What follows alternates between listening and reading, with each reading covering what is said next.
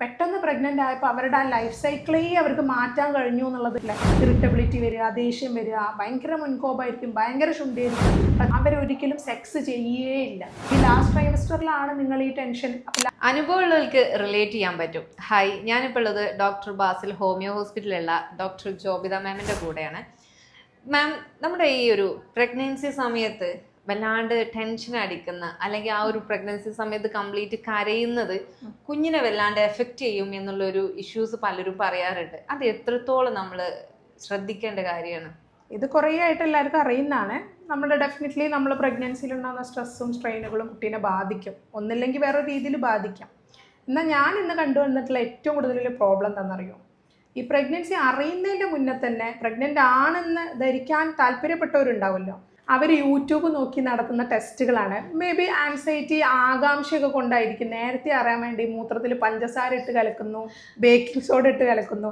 ഇതൊക്കെ ഫസ്റ്റ് പ്രഗ്നൻസിയിലാണ് പൊതുവേ കാണാം. ആദ്യത്തെ പ്രഗ്നൻസി ജെൻഡർ റിവിലേഷൻ, അത് വേറെ ഒന്നാണ്. ഇത് കഴിഞ്ഞിട്ടുള്ളൊരു സ്റ്റേജാണ് ജെൻഡർ അറിയാൻ. ഒരുപാട് ടെസ്റ്റുകൾ അങ്ങനെ കണ്ടിട്ട്, ടൂത്ത് പേസ്റ്റ് മിക്സ് ചെയ്യുന്നു യൂറിനിൽ, എന്നിട്ട് ചെക്ക് ചെയ്തിട്ട് ബോയ് ആണോ ഗേൾ ആണോ. പലപ്പോഴും റിപ്പോർട്ടായിട്ട് ഇവിടെ പേഷ്യൻസ് വരുന്നത് ജെൻഡർ എന്താണെന്ന് അറിയാനുള്ള ആകാംക്ഷയില്ല. അപ്പോൾ ഒരു ചോദിക്കും, ഓപ്പണായിട്ട് ചോദിക്കാൻ വയ്യല്ലോ, ഇത് ഒഫൻസ് ആണല്ലോ. അപ്പോൾ അവർ ചോദിക്കുന്ന, ഡോക്ടർ ഹാർട്ട് ബീറ്റ് ഇപ്പം ഇങ്ങനെയാണല്ലേ പെൺകുട്ടികൾക്ക് ഹാർട്ട് ബീറ്റ്. ഇതൊക്കെ ഞാൻ കാണുന്നൊരു അവരുടെ ഒരു ക്യൂരിയോസിറ്റി ആയിട്ടാണ് പലപ്പോഴും ചിരിച്ചു തള്ളാൻ. ഇനിയിപ്പോൾ അങ്ങനെ ഒരു പ്രഡിക്ഷൻ സത്യമാണോ എന്ന് ചോദിച്ചാൽ ചിലപ്പോൾ ആയിരിക്കാം, ചിലപ്പോൾ അല്ലാതിരിക്കാം. ബയോളജിക്കലി ഇതൊന്നും പ്രൂവൺ അല്ലെങ്കിൽ പോലും ആൾക്കാർക്ക് ഒരു ക്യൂരിയോസിറ്റി ഉണ്ടാക്കാൻ ഇത് നല്ലതാണ്.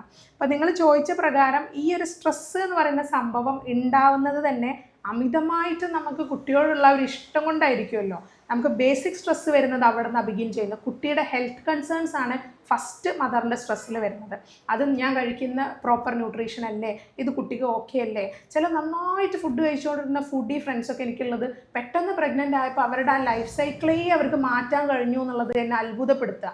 അത് ബിക്കോസ് ആ മദറിന് കുട്ടിയോടുള്ള ആ ഒരു സ്നേഹം കൊണ്ടാണ്. പിന്നെ അവർ ബർഗർ കഴിക്കൂല, ഷവർമ കഴിക്കൂല, ഹോംലി മീൽസ് മാത്രം കഴിക്കുന്നു, ഹെൽത്തി ആയിട്ട് ചെയ്യുന്നു, ഷുഗർ കട്ട് ചെയ്യുന്നു. അത്രയും ഹെൽത്ത് കോൺഷ്യസ് ആയിട്ടാണ് പിന്നീട് മുന്നോട്ട് പോകുന്നത്. അപ്പോൾ സ്ട്രെസ്സിൻ്റെ കാര്യം പറയുകയാണെങ്കിൽ മദർ ഇപ്പം സ്വാഭാവികമായിട്ടും പ്രഗ്നൻസി ടൈമിൽ ഹോർമോൺ ചേഞ്ചസ് ഉണ്ട് ഡെഫിനറ്റ്ലി. ആ ചേഞ്ചസ് തന്നെ നമ്മളെ ഇമോഷണൽ ആക്കും. ഇപ്പോൾ PMS ഒക്കെ പോലെ മെൻസസിൻ്റെ തൊട്ട് മുന്നേ ഒരാഴ്ച മുന്നേ കംപ്ലയിൻസ് ഉള്ളവരെ കണ്ടിട്ടില്ലേ? ഇറിറ്റബിലിറ്റി വരിക, ദേഷ്യം വരിക, ഭയങ്കര മുൻകോപമായിരിക്കും, ഭയങ്കര ശുണ്ഠിയായിരിക്കും. പ്രത്യേകിച്ച് ഉമ്മാൻ്റെ അടുത്ത് അല്ലെങ്കിൽ ഭർത്താവിൻ്റെ അടുത്ത്, ഇവിടെ രണ്ടിടത്താണ് നന്നായിട്ട് പ്രശ്നങ്ങൾ വരിക. അത്തരം ആൾക്കാരെ പോലെ തന്നെ ഈ പ്രഗ്നൻസി ടൈമിലും ഹോർമോൺസ് നമുക്ക് ഒരുപാട് വേരിയേഷൻ വരുന്നുണ്ട്. ഈ ഒരു രീതിയിൽ മെൻസസിൻ്റെ സമയത്ത് ഉണ്ടാകുന്ന ബുദ്ധിമുട്ട് പോലെ തന്നെ പ്രഗ്നൻസിയിലും ചേഞ്ചസ് വരും. അപ്പോൾ ഷോർട്ട് ടേം ആയിട്ട് ഉണ്ടാവുന്ന ഇത്തരം പ്രശ്നങ്ങൾ യൂഷ്വലി കുട്ടീനെ ബാധിക്കുകയൊന്നുമില്ല. അപ്പം നമ്മളൊന്ന് കരഞ്ഞു, ഇപ്പം ആ സമയത്ത് ചില ആഗ്രഹങ്ങളൊക്കെ ഉണ്ടാവും, അപ്പോൾ അത് വാങ്ങിച്ചു തന്നിട്ടില്ലെങ്കിൽ പോലും കരയും. അങ്ങനത്തെ വിഷയങ്ങളൊന്നും യൂഷ്വലി കുട്ടീനെ ബാധിക്കൂല. എന്നാൽ ലോങ് ടേം ആയിട്ട് പ്രശ്നങ്ങളുള്ളവരുണ്ടാവും. ചിലപ്പോൾ ഫാമിലി ഇഷ്യൂസ് ഒക്കെ, ഡെഫിനറ്റ്ലി ഹസ്ബൻഡായിട്ട് പ്രശ്നം. ഇപ്പം ഫാമിലി ഇഷ്യൂസിൻ്റെ ഒരു ഭാഗമാണ്. ഇപ്പം ഈ കുട്ടി അൺവാണ്ടഡ് ആണെങ്കിൽ, ഇപ്പം അവർ പ്ലാൻ ചെയ്യാതെ ഉണ്ടായ ഒരു കുട്ടിയാണെങ്കിൽ ആ സ്ട്രെസ് അവർ ലോങ് ടേം സൂക്ഷിക്കും. അപ്പം ഡെഫിനറ്റ്ലി അവർക്ക് കുട്ടി വേണ്ട എന്നുള്ളൊരു ഒപ്പീനിയനിലുള്ളവർക്ക് അങ്ങനെ ഒരു കുട്ടി ഉണ്ടാകുമ്പോൾ അവരെ റേസ് ചെയ്യുന്നതിൻ്റെ കൺസേൺസ് ഉണ്ടാവും, കുട്ടീനെ അങ്ങനെ വളർത്തുന്നുള്ള ചിന്ത ഉണ്ടാവും. അങ്ങനത്തെ പ്രശ്നങ്ങൾ ബാധിക്കാം. പിന്നെ ഈ സ്ട്രെസ്സ് ബേസിക്കലി വരുന്നത് കുട്ടിയുടെ ഹെൽത്തും ആരോഗ്യവും ആലോചിച്ചിട്ട് തന്നെയാണ്. രണ്ടാമത്തെ ഈ PMS പോലുള്ളതൊന്നും കുട്ടീനെ ബാധിക്കൂല. അപ്പം ചെറിയ കരച്ചിൽ, ചെറിയ കാര്യങ്ങൾക്കുള്ള. എന്നാൽ ലോങ് ടേം എഫക്ഷൻസ് ഞാൻ പറഞ്ഞില്ല. ഇപ്പോൾ 2 ആഴ്ച കൂടുതൽ ഒരാൾക്കുള്ളൊരു ദുഃഖം, അല്ലെങ്കിൽ ഉമ്മ മരണപ്പെട്ടു, ഉപ്പ മരണപ്പെട്ടു, അത്തരം ഗ്രീഫുകൾ ചിലപ്പം ബാധിക്കാം. മെൻ്റലി നല്ലോണം ആളുടെ ഡെയിലി ലൈഫ് ആക്ടിവിറ്റീനെ പോലും മുടക്കുന്ന രീതിയിലുള്ള പ്രശ്നങ്ങൾ വരാൻ സാധ്യതയുള്ളവരുണ്ട്. എല്ലാവരും അങ്ങനെ ആവണമെന്നില്ല, ചിലർക്ക് തീരെ താങ്ങാൻ പറ്റില്ല. ഒരു ഇതിൽ പറഞ്ഞിട്ടുണ്ട്, ഒരു ലേഡി ഫിലിം കാണാൻ പോയി. 5 മാസമുള്ള സമയത്ത് ഒരു തിയേറ്ററിൽ സിനിമ കാണാൻ പോയി. ആ സിനിമ കാണാൻ പോയ സമയത്ത് അതിൽ പെട്ടെന്നൊരു സിംഹത്തിൻ്റെ ഗർജന ഉണ്ടായിരുന്നു, ഭയങ്കര സൗണ്ടായിരുന്നു. ഈ ആൾ നെട്ടിപ്പോയി, അതോടെ എത്ര വിചാരിച്ചില്ല. പക്ഷേ ഈ കുട്ടി ജനിച്ചതിന് ശേഷം ഈ ലയണിൻ്റെ സൗണ്ട്, സിംഹത്തിൻ്റെ സൗണ്ട് എപ്പോൾ കേട്ടാലും കുട്ടി കരയും.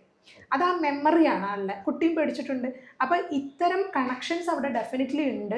അപ്പോൾ ലോങ് ടേം ആയിട്ട് നമ്മൾ ഒരാളെ ബുദ്ധിമുട്ടിക്കുകയാണ്, നമുക്ക് ഇറിറ്റബിലിറ്റി വരികയാണ്, അല്ലെങ്കിൽ നമ്മുടെ ഹസ്ബൻഡ് നമുക്കൊരു സ്വസ്ഥത തരുന്നില്ല. അല്ല, സാധാരണ ഈ ഹസ്ബൻഡിന്റെ ഉമ്മമാർ അല്ലെങ്കിൽ ഇൻലോസിൽ നിന്നൊക്കെ ഉണ്ടാവുന്ന ഇഷ്യൂസ് അത് ചില സമയത്ത് എഫക്റ്റ് ചെയ്യാം. കാരണം അത് അവർ നന്നായിട്ട് ഹൃദയത്തിലേക്ക് എടുത്തിട്ടുണ്ടെങ്കിൽ എഫക്റ്റ് ചെയ്യാം. അപ്പം നമ്മൾ പറയാറുള്ളത് ഇൻലോസിൻ്റെ കൂടെ ജീവിക്കണം എന്നുള്ളൊരു സിസ്റ്റത്തിലാണ്, നമ്മൾ ബൗണ്ട് ആയിട്ടുള്ളൊരു സിസ്റ്റത്തിലാണ് നമ്മൾ ജീവിക്കുന്നത്. അപ്പം ചിലർ അത് കാണുന്നത് അങ്ങനെ ചെയ്തില്ലെങ്കിൽ ഭയങ്കര തെറ്റായിട്ടാണ്. അപ്പം നമ്മൾ നമ്മുടെ വീട്ടിൽ പോയി 2 ആഴ്ച നിന്നാൽ തന്നെ ചോദ്യം വരും, എന്താ വീട്ടിൽ നിന്ന് ഇവിടെ വന്ന് നിന്നിട്ടുള്ള എന്തെങ്കിലും പ്രശ്നമുണ്ടോ, അവർ തമ്മിൽ എന്തെങ്കിലും, ആ ഒരു സിസ്റ്റത്തിൽ നമ്മൾ ജീവിക്കുമ്പോൾ പെൺകുട്ടികളുടെ ഇതൊരു പ്രഷറാണ്. മറ്റൊരു സ്ഥലത്ത് നിൽക്കേണ്ടത് വളരെ നിർബന്ധമാണ്, പ്രഷറാണ്. ഒന്ന് കാലിമേ കയറ്റി വെച്ച് ഇരിക്കാൻ അവിടെ പറ്റൂല. അപ്പം നമ്മുടെ വീട്ടിൽ നിൽക്കുന്ന ഒരു ഫ്രീഡത്തിൽ അവിടെ നിൽക്കാൻ പറ്റില്ല. ഡെഫിനറ്റ്ലി ഇങ്ങനത്തെ അതൊരു സ്ട്രെസ്സായിട്ട് കുട്ടി മനസ്സിലേക്ക് എടുത്തിട്ടുണ്ട്. ചിലർ അങ്ങനെ എടുക്കൂല, ചിലർ വളരെ ഓപ്പണാണ്. നമ്മൾ ഡിഫറെൻറ്റ് ടൈപ്പ് ക്യാരക്ടേഴ്സിനെ കാണുന്നതല്ലേ ഡെയിലി. അപ്പോൾ അതിൽ തന്നെ ചില ആൾക്കാർ അത് വളരെ കൂളായിട്ട് എടുക്കുക. അവരെ ഇൻലോസ് എന്ത് പറഞ്ഞാലും അവർക്ക് പറയാനുള്ള മറുപടി അവരുടെ കയ്യിൽ റെഡി ആയിരിക്കും. അവർ സ്വന്തം ഉമ്മ പറയുന്ന പോലെ എടുക്കുമ്പോൾ വലിയ പ്രശ്നം വരില്ല. അപ്പം നമ്മുടെ ഉമ്മ നമ്മളെ വഴക്ക് പറയുമ്പോൾ നമുക്ക് വിഷമം വരില്ലല്ലോ. അതേപോലെ എടുക്കുന്നവർക്ക് ഉണ്ടാവില്ല. ചിലരത് നെഗറ്റീവായിട്ട് എടുക്കുക. അവരിപ്പോൾ എന്തെങ്കിലും പറയുമ്പോൾ അത് ഉള്ളിലേക്ക് എടുക്കുകയാണെങ്കിൽ, ലോങ് ടേം ആയിട്ട് നിൽക്കുകയാണെങ്കിൽ ഡെഫിനറ്റ്ലി അത് ബാധിക്കാം. ഇത് കുട്ടികളെ ബാധിക്കുന്നത് ട്രൈമസ്റ്റർ അനുസരിച്ച്. അപ്പോൾ ആദ്യത്തെ ട്രൈമസ്റ്ററിലാകുമ്പോൾ കുട്ടികളുടെ ന്യൂറൽ ട്യൂബ് ഡെവലപ്മെൻറ്റ് സമയം, ഓരോ ഓർഗൻസും ഡെവലപ്പ് ആവുന്ന സമയമാണ്. അപ്പോൾ അതിൽ എന്തെങ്കിലും ഫെയിലിയേഴ്സ് വരാം, ചില അപാകതകൾ വരാം. സ്കാനിങ് ഒക്കെ എടുക്കുന്ന സമയം നമുക്കറിയാൻ പറ്റും. അങ്ങനെ അത് എല്ലാം സ്ട്രെസ് കൊണ്ടാവണം എന്നില്ല, ചില വേറെ പ്രോബ്ലംസ് കൊണ്ട്. സ്ട്രെസ് കൊണ്ട് വരുന്ന ഇഷ്യൂസിന് നമുക്ക് കൂടുതലും ടെൻഷൻ കൂടും. കാരണം ഞങ്ങൾ ഇങ്ങനെ സിറ്റുവേഷൻ ഇങ്ങനെ ആയതുകൊണ്ടാണല്ലോ എന്റെ കുഞ്ഞിന് ഇങ്ങനെ വന്നു പോയത് എന്നുള്ളൊരു ടെൻഷൻ ലൈഫ് ലോങ് നമ്മൾ വേട്ടയാടുന്ന സാധനമാണല്ലോ. ഇതാണ് ബേസിക്കലി നമ്മൾ സ്ട്രെസ് കുറക്കാൻ വേണ്ടിയിട്ട് ഇപ്പോൾ പ്രഗ്നൻസിയിലുള്ളവരോട് പറയുന്നത്, അവർക്ക് ഇഷ്ടപ്പെട്ട ആക്ടിവിറ്റി ചെയ്യാൻ പറ്റുന്ന ഒരു പീരീഡാണ്. ഫസ്റ്റ് ട്രൈമസ്റ്റർ ചിലപ്പോൾ എല്ലാവർക്കും പറ്റൂല, കാരണം ഈ ന്യൂറൽ ട്യൂബിൻ്റെ ഡെവലപ്മെൻറ്റ് കൊണ്ടും ഓർഗൻ ഡെവലപ്മെൻറ്റ് കൊണ്ടൊക്കെ ഈ സമയങ്ങളിൽ ആൾക്ക് കൂടുതൽ ന്യൂട്രീഷൻ ആവശ്യമാണ് മദറിന്. അതുപോലെ തന്നെ ഈ വൊമിറ്റിംഗ് പീരീഡ്, പിന്നെ ഛർദി മോക്കാനുമായിട്ട് ബുദ്ധിമുട്ടുള്ള പീരീഡ്, പെട്ടെന്ന് അങ്ങോട്ട് വെയിറ്റ് കൂടുകയൊന്നുമില്ല ആ സമയത്ത്. ആ പീരീഡ് ചിലപ്പോൾ കുറച്ച് സ്ട്രഗിൾ ഉണ്ട്. എന്നാൽ ആ സെക്കൻഡ് ട്രൈമസ്റ്റർ ഉണ്ടല്ലോ, 4, 5, 6 മാസം എന്ന് പറയുന്നത് അത് ഏറ്റവും നല്ല പീരീഡാണ് പ്രഗ്നൻസിയുടെ. കാരണം ആൾക്ക് റിലാക്സ് ചെയ്യാൻ പറ്റിയൊരു സമയമാണ്. മാത്രമല്ല വയറ് കുറച്ച് പൊങ്ങിയായിരിക്കുന്നത്, വളരെ താഴ്ന്നിട്ടുമല്ല എന്നാൽ മേലോട്ടുമല്ല, ഇടയിലുള്ള ഒരു വയറ് നിൽക്കുമ്പോൾ നെഞ്ചരിച്ചിൽ കുറയും. ആദ്യം ഇനിഷ്യൽ ഫേസിലുണ്ടായിരുന്ന മൂത്രത്തിപ്പഴുപ്പിൻ്റെ ബുദ്ധിമുട്ട്, ഈ ബ്ലാഡറിയുമേ ഇങ്ങനെ യൂട്രസ് പ്രഷർ ചെയ്യുമ്പോൾ ആദ്യത്തെ 3 മാസം ഇടയ്ക്കിടയ്ക്ക് മൂത്രം ഒഴിക്കണം, ആ ടെൻഡൻസി കുറയും. ഗ്യാസ്ട്രിക് ടെൻഡൻസി കുറേ മാറ്റം ഉണ്ടാവും, ഗ്യാസിൻ്റെ ബുദ്ധിമുട്ടൊക്കെ കുറയും. അപ്പോൾ ആൾ ടോട്ടലി ഫിസിക്കലി ഫ്രീ ആയിരിക്കുന്ന ഒരു സമയം, ആക്ടിവിറ്റീസിന് പറ്റിയ സമയമാണ് ഈ 4, 5 സെക്കൻഡ് ട്രൈമസ്റ്റർ എന്ന് പറയുന്നത്. 4, 5, 6 മാസങ്ങൾ അവർക്ക് എക്സസൈസ് ചെയ്യാം, ആക്ടിവിറ്റീസ് ചെയ്യാം. ഈ സമയത്ത് നമ്മൾ അത്യാവശ്യം പാരൻറ്റിങ് ബുക്സൊക്കെ വായിക്കുന്നത് നല്ലതാണ്. നല്ല ഫീൽ ഗുഡ് ആയിട്ടുള്ള ബുക്സ്, കാര്യങ്ങൾ, മൂവീസ് അങ്ങനെയൊക്കെ നമ്മൾ എൻ്റർടൈൻ ചെയ്യുന്നത് നല്ലതാണ്. ട്രിപ്പ് പോകുന്നത് നല്ലതാണ്. യാത്രകൾക്ക് പറ്റിയ സമയമാണ്. ഇപ്പോൾ ഈ പ്രഗ്നൻസി ആകുമ്പോൾ പലരും യാത്ര ചെയ്യൂലല്ലോ, പക്ഷേ യാത്രകൾക്ക് പറ്റിയ സമയമാണ്. ആൻഡ് വേറൊരു കൺസേൺ എന്ന് പറയുന്നത്, ചില ആൾക്കാർക്ക് സ്ട്രെസ് ബിൽഡ് ചെയ്യുന്നത് അവരൊരിക്കലും സെക്സ് ചെയ്യേയില്ല. പ്രഗ്നൻസിയിൽ പേടിയാണ്, പ്രത്യേകിച്ചും ഹസ്ബൻഡിന് അതിനെ പറ്റിയുള്ള നോളജ് ഇല്ലാത്ത ഇഷ്യൂസ് കൊണ്ട് എങ്ങനെയാന്നുള്ളൊരു ഒരിക്കലും അതിനൊരു പേടിയും വിചാരിക്കുക. പ്രഗ്നൻസി വേറൊന്നാണ്, സെക്സ് വേറൊന്നാണ്. സെക്സ് ഏത് സമയത്തും ആസ്വദിക്കാൻ പറ്റുന്ന ഒന്നാണ്. അത് പ്രഗ്നൻസിയിലാണെങ്കിലും ലാസ്റ്റ് ട്രൈമസ്റ്ററിലാണെങ്കിലും ഫസ്റ്റ് ട്രൈമസ്റ്ററിലാണെങ്കിലും ഒരു കുഴപ്പമില്ല. എന്നാൽ എന്തെങ്കിലും പ്രോബ്ലം പറഞ്ഞിട്ടുള്ള പ്രഗ്നൻസി, റിപ്പീറ്റഡ് മിസ്കാരേജ്, അബോർഷനൊക്കെ മുന്നേ ഹിസ്റ്ററി ഉള്ളവരാണെങ്കിൽ നമ്മൾക്ക് താൽക്കാലികം ആദ്യത്തെ ഒരു 1-2 മാസം ഒന്ന് കെയർ എടുക്കുക, ബെഡ് റെസ്റ്റ് എടുക്കുന്നത് നല്ലതായിരിക്കും. അല്ലാതെ ഒരു നോർമൽ പ്രഗ്നൻസിയിൽ ഏത് ഡെലിവറിക്ക് തൊട്ട് മുന്നേ വരെ സെക്സ് ചെയ്തു പോയവരുണ്ട്. അപ്പോൾ അതൊരു ഇഷ്യൂ അല്ല. അത് കപ്പിൾ ഇവിടെ വരുന്ന സമയത്ത് യൂഷ്വലി പ്രഗ്നൻസി സമയത്തൊക്കെ വരുന്നവരാണെങ്കിൽ അവർ ചോദിക്കാറുണ്ട്, ഡോക്ടറെ ബന്ധപ്പെടാൻ പറ്റുമോ? ഇപ്പോൾ ഞാൻ ചോദിക്കുക, എന്തുകൊണ്ട് ബന്ധപ്പെടാൻ പറ്റൂല? എന്തെങ്കിലും പ്രോബ്ലം അവർക്ക് ഉണ്ടെങ്കിലും ഓക്കെ, അല്ലാത്ത പക്ഷം പ്രശ്നങ്ങളില്ല. ചില കേസുകളിൽ അവസാനം നാളത്തേക്കൊക്കെ പ്ലാസിൻ്റെ മേലോട്ട് കയറാത്ത പ്രശ്നം ഉണ്ടാവും, താഴെ തന്നെ. അപ്പോൾ നോർമൽ ഡെലിവറിക്കൊക്കെ പ്രയാസമായ കേസുകളിൽ അപ്പം നമ്മൾ കുറച്ച് കൺസേൺ ആവാറുണ്ട്, പറയാറുണ്ട്, കുറച്ച് ശ്രദ്ധിക്കുക, ലാസ്റ്റ് ട്രൈമസ്റ്റർ ആയി, ഡെലിവറി എടുക്കാറായി, അങ്ങനെയുള്ള കാര്യങ്ങളിൽ പറയാറുണ്ട്. അല്ലാത്ത പക്ഷം നമ്മൾ സെക്ഷൽ ഇൻ്റർകോഴ്സ് ഒഴിവാക്കുമ്പോൾ ഒരു സ്ട്രെസ്സും ബിൽഡ് ചെയ്യാൻ സാധ്യതയുണ്ട്. അത് രണ്ടും ഈ ഒരു പ്രഗ്നൻസി സമയത്ത് ഭർത്താവിന്റെ സാന്നിധ്യമാണല്ലോ, അതെ, ഡെഫിനറ്റ്ലി വേണം. ടെൻഷൻ ഏറ്റവും കൂടുതൽ കുറയ്ക്കാനുള്ള ഒരു സംഭവം. ഇങ്ങനത്തെ സ്ട്രെസ്സുകൾ പ്രഗ്നൻസിയിൽ വരാതിരിക്കാനാണ്. പ്രഗ്നൻസിയിൽ സെക്സ് അവോയ്ഡ് ചെയ്യണമെന്ന് എവിടെയും പറഞ്ഞിട്ടില്ല, പ്രോബ്ലം ഉള്ള കേസുകളിൽ മാത്രമേ പറഞ്ഞിട്ടുള്ളൂ. അപ്പോൾ ഈ സ്ട്രെസ്സ് കുട്ടീനെ ബാധിക്കുന്നത് ഈ രീതിയിലൊക്കെ തന്നെയാണ്. ചെറിയ ലോങ് ടേം സ്ട്രെസ്സ് കൊണ്ടുപോയാൽ ഡെഫിനറ്റ്ലി കുട്ടീനെ ബാധിക്കും. ഇനി ലാസ്റ്റ് ട്രൈമസ്റ്ററിലാണ് നിങ്ങൾ ഈ ടെൻഷൻ, അപ്പോൾ ലാസ്റ്റ് ട്രൈമസ്റ്ററിലേക്ക് അവസാന 3 മാസങ്ങളൊക്കെ ഡെലിവറീനെ കുറിച്ചുള്ള പേടിയായിരിക്കും. വീഡിയോസ് കാണാൻ തുടങ്ങും, ഇഷ്ടംപോലെ ഡെലിവറി വ്ളോഗുകൾ കാണും, 10 മിനിറ്റ് കൊണ്ട് പ്രസവിച്ചവരുണ്ടാവും. ഇപ്പോൾ പിന്നെ ഒരു ഫസ്റ്റ് പ്രഗ്നൻസി ആണെങ്കിൽ പോലും അവർ യൂട്യൂബിൽ നോക്കി എങ്ങനെ പ്രസവം വരെ അവർ പഠിച്ചു വെച്ചിട്ടുണ്ടാവും. പക്ഷെ അതിനോടുള്ള മെയിൻ പ്രശ്നം എന്ന് വെച്ചാൽ ഇപ്പോൾ ഹോസ്പിറ്റലിലൊക്കെ പറയാം, ആവശ്യമില്ലാതെ പാനിക് ആവുക. അതെ, ഡെഫിനറ്റ്ലി. കാരണം ഇവർ കുറേ പഠിച്ചതാവില്ല അവിടെ നടക്കുന്നത്, പഠിച്ച സാധനങ്ങളാവില്ല അവിടെ കാണുന്നത്, അതുപോലുള്ള ആൾക്കാരെ ആവില്ല തൊട്ടടുത്ത് കിടക്കുന്നത്. ലേബർ റൂമിൽ ഒരാളല്ലല്ലോ, പലരും ഉണ്ടാവും. ഇപ്പം ഒരു ഡെലിവറി എക്സ്പീരിയൻസ് ഒരു ലേഡീൻ്റെ അടുത്ത് പറഞ്ഞതാ, ആള് വിചാരിച്ചു അത്രേ കരയില്ല, നന്നായിട്ട് ഫോക്കസ് ചെയ്തുകൊണ്ട് ബ്രീത്ത് ഇൻ ബ്രീത്ത് ഔട്ട് ആ രീതിയിലൊക്കെ നന്നായിട്ട് ഫോക്കസ് ചെയ്ത് പ്രിപ്പയർ ചെയ്ത് പോയിട്ട് വേദന വന്നപ്പോൾ ഒന്നും ചെയ്യാൻ പറ്റുന്നില്ല. അപ്പോൾ ഇത് ഓരോ പ്രഗ്നൻസിയും ഡിഫറെൻ്റ് ആണ്. ഇത് നിങ്ങൾക്ക് പ്രാക്ടീസ് ചെയ്യാം, അതിൽ തെറ്റില്ല. ഡെഫിനറ്റ്ലി നിങ്ങൾ ഡെലിവറിക്ക് വേണ്ടി പ്രിപ്പയർ ചെയ്യുന്നതിൽ തെറ്റില്ല. എന്തൊക്കെ നിങ്ങൾക്ക് പെയിൻ റിലീവിന് ചെയ്യാൻ പറ്റുമോ അതൊക്കെ നിങ്ങൾ പഠിക്കാം, അത് നല്ലതാണ്. പക്ഷേ എപ്പോഴും നമ്മൾ വിചാരിച്ച പോലെ തന്നെ കാര്യങ്ങൾ നടക്കണമെന്നില്ല. അപ്പോൾ ആ പ്ലാൻ തെറ്റുമ്പോൾ പാനിക് ആവാൻ പാടില്ല. ചിലപ്പോൾ നിങ്ങൾ ഉദ്ദേശിച്ച രീതിയിൽ ആയിരിക്കില്ല ഡോക്ടർ നിങ്ങളോട് പെരുമാറുന്നത്, നിങ്ങൾ ഉദ്ദേശിച്ച ഒരു എക്സ്പെക്റ്റേഷൻ രീതിയിലാവില്ല നേഴ്സ് പെരുമാറുന്നത്. ചിലപ്പോൾ നിങ്ങൾ ആഗ്രഹിച്ച പരിചയമുള്ള ഒരു നേഴ്സ് ആവില്ല നിങ്ങളെ കൂടെ അസിസ്റ്റ് ചെയ്യുന്നത്. ചിലപ്പോൾ ഡെലിവറിക്ക് ഡോക്ടർക്ക് എത്താൻ പറ്റിയെന്ന് വരില്ല. അപ്പോൾ ഇങ്ങനെ പല സിറ്റുവേഷൻസും നമ്മൾ കാണണം. എല്ലാം നമ്മൾ വിചാരിച്ച പോലെ നടക്കുകയാണെങ്കിൽ ഒരു കാര്യമില്ലല്ലോ. അപ്പം അടുത്തുള്ള ഒരു ലേഡി പറഞ്ഞത്, തൊട്ടടുത്തുള്ള ലേഡി വളരെ റിലാക്സ്ഡ് ആയിട്ട് കിടക്കുകയാണ്, വയറൊക്കെ ഉണ്ട്, കരയുന്ന പോലില്ല. പക്ഷേ ഈ കുട്ടി ഭയങ്കര കരച്ചില്ല. അപ്പോൾ ഈ കുട്ടിക്ക് സ്വയം ഒരു ഗിൽറ്റ് ഫീൽ ചെയ്തു, ഞാൻ മാത്രമാണല്ലോ ഇങ്ങനെ കരയുന്നത്, എനിക്കാണെങ്കിൽ കരച്ചിൽ വേദന കൊണ്ട് നിർത്താനും പറ്റുന്നില്ല, ഈ ലേഡി കരയുന്നേ ഇല്ലല്ലോ എന്ന് ആലോചിച്ച് കിടക്കുമ്പോൾ പെട്ടെന്ന് സിസ്റ്റർ വന്നിട്ട് ഒരു കുട്ടീൻ്റെ അടുത്ത്, ആ കുട്ടി തൊട്ടടുത്ത് കിടന്ന പെൺകുട്ടിക്ക് ഫീഡ് ചെയ്യാൻ കൊടുത്തു. അതായത് ഡെലിവറി കഴിഞ്ഞ് റിലാക്സ്ഡ് ആയിട്ട് കിടക്കുന്ന ആളാണ്.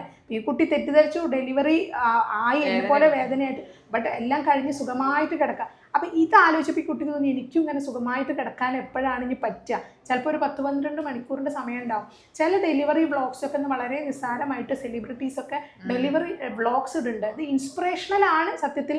ചിലരൊക്കെ വളരെ നല്ല രീതിയിൽ കാണുമ്പോൾ നമുക്കൊരു ഇൻസ്പിറേഷൻ. പക്ഷെ അതിലൂടെ മെയിൻ പ്രശ്നം എന്താ അറിയോ, അവരൊക്കെ ഫാമിലി ഭയങ്കര സപ്പോർട്ടീവ് ആയിട്ടൊക്കെ നിൽക്കുന്നുണ്ട്. അപ്പൊ അത് മാത്രമല്ല പല ഹോസ്പിറ്റൽസും എല്ലാവർക്കും അഫോർഡ് ചെയ്യാൻ പറ്റുന്നതല്ല. അവിടെ ഒരു പാർട്ട്ണറിന് എൻട്രൻസ് കിട്ടുക എന്ന് പറയുന്നത് എല്ലാ ഹോസ്പിറ്റലിലും പോസിബിൾ അല്ല, ചിലയിടത്ത് മാത്രമേ ഉള്ളൂ. ഒരു ഡെലിവറി സ്യൂട്ട് കിട്ടുക എന്ന് പറയുന്നത് അത്ര പോസിബിൾ അല്ല, എല്ലാവർക്കും പോസിബിൾ ആയ കാര്യമല്ല. അതെ. അപ്പൊ എല്ലാ മേഖലയിലും നമുക്ക് അച്ചീവ് ചെയ്യാൻ പറ്റിക്കൊള്ളണം എന്നില്ല. എന്നാൽ പാർട്ട്ണർ വേണം, ഉമ്മ വേണം കൂടെ എന്നുള്ളത് എല്ലാ ഹോസ്പിറ്റലും അനുവദിക്കുന്ന ഒന്നല്ല. അപ്പൊ ചില ആളുകൾക്ക് പ്രഗ്നൻസി സമയത്ത് പിന്നെ അവരും ഡെലിവറി ടൈമിൽ വേണം എന്ന് പറഞ്ഞിട്ട് വാശി പിടിക്കുന്ന സിറ്റുവേഷൻ ഒക്കെ ഉണ്ട്. അത് ശരിക്കും നല്ലതാന്ന് എനിക്ക് തോന്നിയിട്ടില്ല. അവർ ആരെങ്കിലും കൂടെയുള്ള നല്ല, ശരിക്കും ഭർത്താക്കന്മാർ അത് കാണുന്നത് നല്ലതാ. കാരണം ഇത്രയും എഫേർട്ട് എടുത്തിട്ട് ഒരു കുട്ടീനെ ഭൂമിയിലേക്ക് കൊണ്ടുവരുന്നതെന്ന് അറിയുന്നത് നല്ലതാണ്. താങ്ങാതെ പലരും പിന്നെ ബോധം കെട്ട് വെക്കുന്ന വീഡിയോസ് ഒക്കെ പലപ്പോഴും കാണാറുണ്ട്. അപ്പൊ ഈ യൂട്യൂബിൽ നോക്കി പഠിക്കുന്നതിന് തെറ്റില്ല, പക്ഷെ അതുപോലെ തന്നെ എല്ലാവരുടെയും പ്രഗ്നൻസി ആവില്ല. 10 മിനിറ്റ് കൊണ്ടായിരിക്കും നമ്മൾ ചിലപ്പോൾ ആ വീഡിയോ വളരെ ഷോർട്ടായിട്ട് 10 മിനിറ്റ് കൊണ്ട് വേദന വരുന്നു, സർവിക്സ് ഡൈലീറ്റ് ആവുന്നു, 1-ന്ന് 2-ന്ന് 7-ന്ന് 10-ലാവുന്നു, പ്രസവിക്കുന്നു. പക്ഷെ ഇങ്ങനെ ആവണം എന്നില്ല. ചിലപ്പം ഒരു 2 ദിവസത്തെ പ്രോസസ്സായിരിക്കും ഈ ഒരു ഡയലറ്റേഷൻ എടുക്കുന്നത്. അപ്പം അതും നമ്മൾ ശ്രദ്ധിക്കേണ്ട ഒന്നാണ്. അപ്പം ഇതിൽ ശരിക്കും പറഞ്ഞാൽ പ്രഗ്നൻസി ഒരു രോഗമായിട്ട് കാണരുത്. പ്രഗ്നൻ്റ് ആവുക എന്ന് പറഞ്ഞാൽ രോഗമായിട്ടാണ് പലരും കാണുക. ആ രോഗമായിട്ട് കാണരുത്. അതൊരു നാച്ചുറൽ ഫിനോമിനയാണ്. നമ്മുടെ ബോഡിയിൽ ഓട്ടോമാറ്റിക്കലി അതിനുള്ള എല്ലാ സിസ്റ്റവും സജ്ജമാണ്, അതങ്ങനെ നടന്നോളും. അതിലെന്ത് ഹിൻഡ്രൻസ് വരുമ്പോഴാണ് ഡോക്ടേഴ്സ് ഉള്ളത്.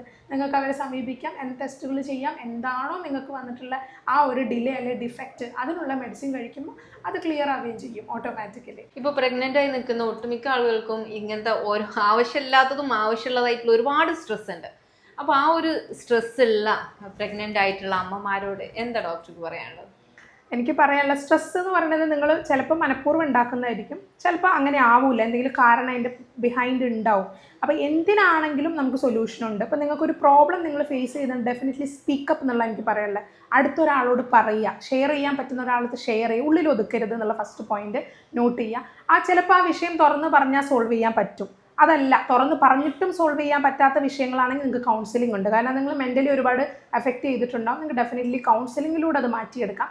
അതുകൂടാതെ പ്രഗ്നൻസിയിൽ നോർമലി ഹോർമോൺസിൻ്റെ ഭാഗമായിട്ട് വരുന്ന പ്രശ്നങ്ങൾക്കാണെങ്കിൽ മെഡിസിനിലൂടെ നമുക്ക് സൊല്യൂഷൻ ഉണ്ട്. നമുക്കത് കറക്റ്റ് ചെയ്യാം, ആളെ ഹാപ്പി ആക്കാം. ഇതിന് വേണ്ടിയിട്ടാണ് പലപ്പോഴും നമ്മൾ പറയുന്നത്, നിങ്ങൾക്ക് ഇഷ്ടമുള്ളൊരു ഹോബി ചെയ്യുമോ. ചിലപ്പോൾ നീഡ്ലിംഗ് ആയിരിക്കാം, ചിലപ്പോൾ ഡ്രൈവിംഗ് ആയിരിക്കാം, ചിലപ്പോൾ റീഡിംഗ് ആയിരിക്കാം, ഡ്രോയിങ് ആയിരിക്കും, എന്താണെങ്കിലും നിങ്ങൾക്കത് ചെയ്യാം. നിങ്ങളൊരു 1 or 2 hours അതിന് വേണ്ടി സ്പെൻഡ് ചെയ്യുക, അതിൽ മാറ്റുക. നിങ്ങൾക്ക് ഇഷ്ടപ്പെട്ട ഒരാൾ ഒരു ദിവസം മീറ്റ് ചെയ്യുക, ഫ്രണ്ട് ആയിക്കോട്ടെ, റിലേറ്റീവ് ആയിക്കോട്ടെ, നെയ്ബർ ആയിക്കോട്ടെ, ഒരു ദിവസം ഒരു ചിറ്റ് ചാറ്റ് ഉണ്ടാവുക, സംസാരം ഉണ്ടാവുക. എപ്പോഴും ചാറ്റാണ് അധിക പേർക്ക്. അത് ഒഴിവാക്കിയിട്ട് ഒന്ന് കോൾ ചെയ്യുക, അല്ലെങ്കിൽ നേരിട്ട് കാണുക. ചാറ്റിലൂടെ എത്രത്തോളം അത് എഫക്റ്റീവായിട്ട് ഇത് മാറ്റാൻ പറ്റുമെന്ന് എനിക്കറിയില്ല. മേ ബി ചിലപ്പോൾ ഒരു സ്റ്റാറ്റസ്, പലരും സ്റ്റാറ്റസ് ഇടും സ്ട്രെസ് വരുമ്പോൾ. നമ്മളിപ്പോൾ ഒരാളുടെ സ്റ്റാറ്റസ് കണ്ടാൽ മനസ്സിലാക്കുന്ന അയാൾ സ്ട്രെസ്ഡ് ആണ് നമ്മൾ മനസ്സിലാക്കുക. ചില സ്റ്റാറ്റസ് കണ്ടാൽ ചോദിക്കുക എന്താ പ്രശ്നം. മേ ബി അവർ വേറെ ആരുടെങ്കിലും ഒരു സിറ്റുവേഷൻ ആയിരിക്കാം പോസ്റ്റ് ചെയ്ത്, ചിലപ്പോൾ എല്ലാവരും മനസ്സിലാക്കാൻ വേണ്ടി ഒരു പോസ്റ്റ് ആയിരിക്കും. അപ്പോൾ ഇന്നത്തെ നമ്മുടെ ഒരു സമൂഹത്തിൽ ആരും തുറന്നു പറയുന്നില്ല. സ്റ്റാറ്റസിലൂടെ അങ്ങ് വിട്ട് കഴിഞ്ഞാൽ ഒരു 10 പേര് അത് കണ്ടു എന്ന് പറയുമ്പോൾ അതിലൂടെ ഒരു റിലാക്സേഷൻ. അതിന് പകരം നിങ്ങൾ ഡെഫിനറ്റ്ലി ആ ആളെ, നിങ്ങൾ ആരിത് കാണണമെന്ന് ആഗ്രഹിച്ച് ആ ആളെ ഒന്ന് വിളിച്ചു നോക്കൂ. അല്ലെങ്കിൽ ആളോട് നേരിട്ടൊന്ന് സംസാരിച്ചു, ചിലപ്പോൾ ഒരു 5 മിനിറ്റിൽ തീർക്കാവുന്ന പ്രശ്നത്തിനെ വലിച്ചു നീട്ടി കൊണ്ടുപോയിരിക്കും. പിന്നെ ഹോർമോൺസ് ഡെഫിനറ്റ്ലി പ്ലേ ചെയ്യുന്നുണ്ട്. അതിന് മെഡിസിനൽ ആയിട്ടുള്ള സൊല്യൂഷൻസ് ഉണ്ട്. ചിലതിനൊന്നും സൊല്യൂഷൻസ് വേണ്ട, ചിലത് അങ്ങനെ പോകേണ്ടതാണ്, അത് അങ്ങനെ വിടുക. കാരണം അതൊരു നാച്ചുറൽ പ്രോസസ്സാണ്. ചിലപ്പോൾ ആ സ്ട്രെസ്സ് നിങ്ങളുടെ ഭാഗമായിട്ട് കൂടെ തന്നെ ഉണ്ടായി എന്ന് വരും. അത് കുഞ്ഞിനെ യാതൊരു വിധത്തിലും ബാധിക്കുകയില്ല. മറ്റെന്തെങ്കിലും രോഗം കൊണ്ടോ വേറെ എന്തെങ്കിലും ഇഷ്യൂസ് കൊണ്ടോ വരുന്നതേ കുഞ്ഞിനെ ബാധിക്കുന്നുള്ളൂ. അതിന് ട്രീറ്റ്മെൻറ്റ് ആവശ്യമായിട്ട് നേരത്തെ തന്നെ എടുക്കുകയും ചെയ്യണം. നമുക്ക് ഇവിടെ പ്രഗ്നൻസി റിലേറ്റഡ് ആയിട്ടുള്ള നിങ്ങൾക്ക് എന്ത് ഇഷ്യൂസ് ആണെങ്കിലും ജോബിത മാമിനെ കോൺടാക്ട് ചെയ്യാം. ഈ ഒരു ഹോമിയോ ഹോസ്പിറ്റലിൽ നല്ലൊരു വിങ് തന്നെ പിന്നെ പ്രഗ്നൻസി റിലേറ്റഡ് ആയിട്ടുണ്ട്. അപ്പോൾ ഇങ്ങനത്തെ എന്തെങ്കിലും ഇഷ്യൂസ് ഒക്കെ നേരിടുന്നുണ്ടെങ്കിൽ നിങ്ങൾക്ക് തീർച്ചയായിട്ടും കോൺടാക്ട് ചെയ്യുന്നതാണ്. അതുപോലെ തന്നെ പ്രഗ്നൻസി സമയത്ത് എന്തെല്ലാം ട്രീറ്റ്മെന്റ് ആണ് പൊതുവെ ഹോമിയോ കൊടുക്കുന്നത്? നമ്മൾക്ക് പ്രഗ്നൻസി അനോമലീസ് തടയാനുള്ള ട്രീറ്റ്മെൻറ്റുകളുണ്ട്. അപ്പോൾ നേരത്തെ തന്നെ നമുക്ക് കുഞ്ഞുങ്ങൾക്ക് വരുന്ന ജനറ്റിക്കലായിട്ടുള്ള പ്രോബ്ലംസ് ഒക്കെ നമുക്ക് നേരത്തെ മുൻകൂട്ടി അത് തടയാനുള്ള മെഷേഴ്സ് എടുക്കാൻ പറ്റും. പിന്നെ ഈ പറഞ്ഞ സ്ട്രെസ് കൊണ്ട് ഭാവിയിൽ ഇപ്പോൾ ഉണ്ടാവാൻ പോകുന്ന പ്രശ്നങ്ങളായിട്ട് ഇപ്പോൾ പ്രിടേം ലേബർ ആയിരിക്കാം, നേരത്തെ ഡെലിവറി നടക്കുക, ഹൈ ബി പി അല്ലെങ്കിൽ ഹൈ ഷുഗർ, ബ്ലഡ് ഷുഗർ, ഇത്തരം പ്രശ്നങ്ങൾക്കൊക്കെ ഹോമിയോപ്പതിയിൽ നമുക്ക് വ്യക്തമായിട്ടുള്ള ട്രീറ്റ്മെൻറ്റ് അവൈലബിൾ ആണ്. അപ്പോൾ പിന്നെ ഗൈനക്കോളജി കാണിക്കുന്നതിൻ്റെ കൂടെ തന്നെയാണോ ഇവിടെ? ഗൈനക്കോപ്പിയിൽ ഡെഫിനറ്റ്ലി നിങ്ങൾ ഡെലിവറിക്കായിട്ട് ഒരു ഹോസ്പിറ്റൽ ചൂസ് ചെയ്യുമ്പോൾ അതിൻ്റെ കൂടെ നിങ്ങൾ ട്രീറ്റ്മെൻറ്റ് എടുക്കാം. ഹോമിയോപ്പതിയുടെ സപ്പോർട്ട് ത്രൂ ഔട്ട് പ്രഗ്നൻസി ഉണ്ടാവും. നമ്മളിവിടെ ഇൻഫെർട്ടിലിറ്റി ട്രീറ്റ് ചെയ്യുന്നതാണ്. അപ്പം നമ്മളെപ്പോഴും പറയാറുള്ളത് ഇവിടെ നിന്ന് ട്രീറ്റ്മെൻറ്റിൽ കുഞ്ഞുങ്ങളായിട്ടുള്ളവർ അല്ലെങ്കിൽ പ്രഗ്നൻ്റ് ആയിട്ടുള്ള ഡെഫിനറ്റ്ലി 9 months ഇവിടെ ട്രീറ്റ്മെൻറ്റ് പൂർത്തിയാക്കാറുണ്ട്. ഒരുപാട് പേര് അങ്ങനെ തന്നെയാണ് ചെയ്യുന്നത്. ബിക്കോസ് നമുക്ക് അവസാനം വരെ ട്രീറ്റ്മെൻറ്റ് ഉണ്ട്. പല കേസുകളിലും പ്ലേറ്റ്ലെറ്റ് കുറയുന്ന പ്രശ്നങ്ങളുള്ളവരൊക്കെ ഉണ്ട്. പ്രഗ്നൻസി മുന്നോട്ട് പോവില്ല എന്ന് പറഞ്ഞവർക്കൊക്കെ നമ്മൾ പ്ലേറ്റ്ലെറ്റ് കൗണ്ട് കുറയാതെ പിടിച്ചു നിർത്തി പ്രഗ്നൻസി അവസാനം വരെ എത്തിച്ചിട്ടുണ്ട്. അങ്ങനെ പല ഇഷ്യൂസ് ആവാം, പെത്തോളജിക്കൽ ഇഷ്യൂസ് ആവാം. ഇപ്പോൾ നമ്മൾ ഡിസ്കസ് ചെയ്ത സ്ട്രെസ് റിലേറ്റഡ് ആയിരിക്കാം. ഏതൊക്കെയാണോ അമ്മയും കുഞ്ഞിനെയും ബാധിക്കുന്നത് അതിനെ അനലൈസ് ചെയ്യണം. ഫസ്റ്റ് ഓഫ് ഓൾ ഞാൻ പറയുന്നത് ഇത് രോഗത്തിനുള്ള ചികിത്സയല്ല, ആകമൊത്തം രോഗിക്കുള്ള ചികിത്സയാണ്. നമ്മളൊരു രോഗത്തിന് ആ രോഗം മാത്രമായിട്ടല്ല കാണേണ്ടത്, ആ രോഗിയുടെ ഒരു മാറ്റമായിട്ടാണ് കാണേണ്ടത്. ആ രോഗിക്കുണ്ടായ ശാരീരികവും മാനസികവുമായിട്ടുള്ള അതിനെ ട്രീറ്റ് ചെയ്യുമ്പോഴേ രോഗം മാറും. അതിനാണ് ട്രീറ്റ്മെന്റ് ഇവിടെ കൊടുക്കുന്നത്. അപ്പോൾ എന്ത് ഇഷ്യൂസ് ആണെന്നുണ്ടെങ്കിലും നിങ്ങൾക്ക് ജോബിത മാമിനെ കോൺടാക്ട് ചെയ്യുന്നതാണ്. ഇതുപോലെ എന്തെങ്കിലും ഇഷ്യൂസ് ഒക്കെ ഉള്ളവരോ അല്ലെങ്കിൽ പ്രഗ്നന്റ് ആയിട്ടുള്ള ആളുകൾക്കോ എന്തെങ്കിലും നിങ്ങൾക്ക് ഫേസ് ചെയ്യുന്നുണ്ടെന്നുണ്ടെങ്കിൽ ഈ ഒരു വീഡിയോ അവർക്ക് ഷെയർ ചെയ്ത് കൊടുക്കാം. ഇതുപോലുള്ള നല്ല നല്ല കണ്ടന്റിന് വേണ്ടിയിട്ട് ചാനൽ സബ്സ്ക്രൈബ് ചെയ്യാൻ മറക്കട്ടെ. നല്ലൊരു വീഡിയോ ആയിട്ട് ഉടനെ എത്തുന്നതായിരിക്കും. അതുവരെ താങ്ക് യു.